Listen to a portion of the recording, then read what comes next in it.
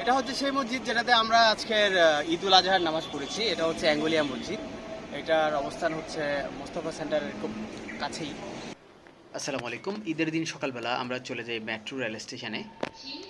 আজকের ছুটির দিনে মেট্রো রেলের ইনসাইডে মোটামুটি ফাঁকাই। আমাদের টার্গেট হচ্ছে 8:45-এর জামাতটা ধরা। আমরা এখন চলে যাচ্ছি মোস্তফা সেন্টারের দিকে। অলমোস্ট কাছাকাছি চলে এসেছি। এটা হচ্ছে অ্যাঙ্গুলিয়া জামে মসজিদ, যেটাতে আমরা ঈদের জামাত পড়ার জন্য আগ্রহ প্রকাশ করেছি। 8:45-এর জামাত ছিল, আমরা অলমোস্ট কাছাকাছি সময়ে চলে যাই। এখানে কিছু ইনস্ট্রাকশন দেওয়া আছে যেন খোলা মাঠে কেউ নামাজ না পড়ে, সে বিষয়ে বলা হয়েছে।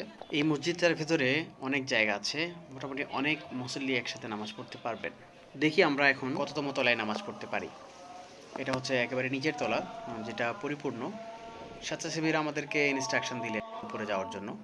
আমরা একেবারে এই টপ ফ্লোরে চলে এসেছি। টপ ফ্লোরের মসজিদের ভেতরের যে জায়গাটা, এটা অলরেডি ফিল আপ। একদম ওপেন যে ছাদ আছে সেখানে আমরা সামনের দিকে এগিয়ে গেলাম। এটাও মোটামুটি কিছুক্ষণের মধ্যেই এই ফাঁকা প্লেসগুলো কভার হয়ে যাবে।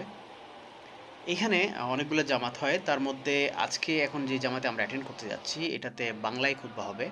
সেজন্য আমরা 8:45-এর এই জামাতটাতে অ্যাটেন্ড করেছি।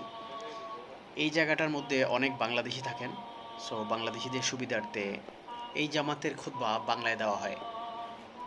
নির্দিষ্ট সময়ে নামাজ শেষ হয়ে যায়। কোলাকুলি ছাড়া ঈদের আনন্দ পরিপূর্ণতা পায় না।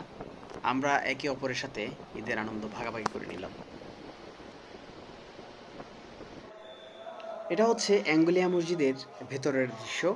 আমরা এখন সেকেন্ড ফ্লোরে আছি। অল্প কিছুক্ষণের মধ্যে এখানে পরবর্তী ঈদ জামাত অনুষ্ঠিত হবে এবং অল্প কিছুক্ষণের মধ্যেই এই জায়গাটা আবার পরিপূর্ণ হয়ে যাবে।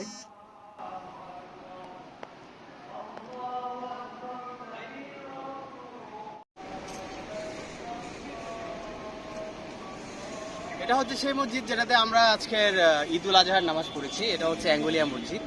এটার অবস্থান হচ্ছে মোস্তফা সেন্টারের খুব কাছেই। এই সাইডটা হচ্ছে মোস্তফা সেন্টার এবং এটা হচ্ছে অ্যাঙ্গুলিয়া মসজিদ।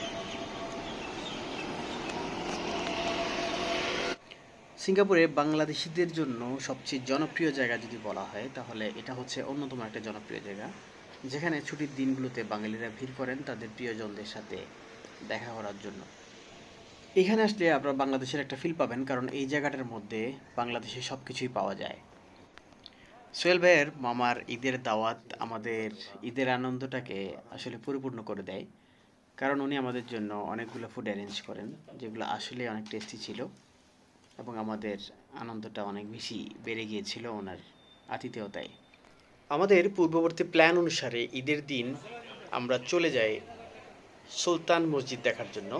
দেখতেই পাচ্ছেন এই মসজিদটা কত সুন্দর বাইরে থেকে দেখতে। আরব স্ট্রিট বা হাজি লেনে এই মসজিদটার অবস্থান। এই মসজিদটা দেখার জন্য হাজার হাজার পর্যটক প্রত্যেক দিন ভিড় করেন। এই জায়গাটা পর্যটকদের জন্য অত্যন্ত জনপ্রিয় একটা জায়গা।